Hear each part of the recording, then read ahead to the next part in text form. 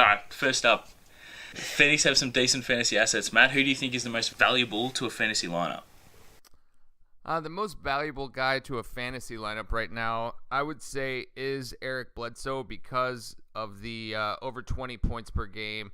He's right over 6 assists, 5 rebounds.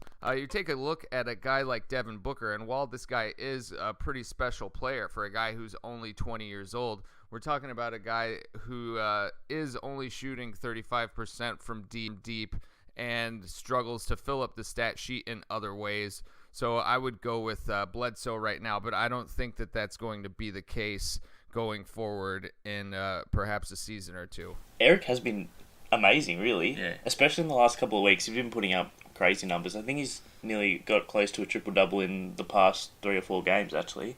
But that's where actually what I wanted to ask you, Matt. He has been seriously good, but does he fit the bill for the Suns going forward? We know that his physical attributes are definitely there. He's one of the quickest players in the league. He's also one of the biggest bodies for point guards. But is he mentally able to run that team? Is he smart enough?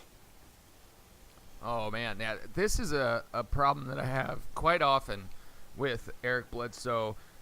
Watching the games, you will see him pass up shots that are makeable. We're not talking about shots that are from like a Steph Curry or a Klay Thompson distance. We're talking about shots that are in the mid-range around the elbow and 15, 17 feet away from the basket. He passes these shots up when he is on the high screen roll, and rather than take these open, uncontested mid-range shots, he will dribble into traffic, he'll dribble the clock out, and he's not the best table setter when we're talking about a guy who is supposed to be a point guard. So for me, his basketball IQ is on the lower side for a guy that is a lead guard, a guy that is supposed to be leading a team and hopefully turning things around for a once proud Phoenix Suns franchise that has been at the bottom of the Western Conference for quite a while. So I would say no. Yeah, it's interesting with Eric.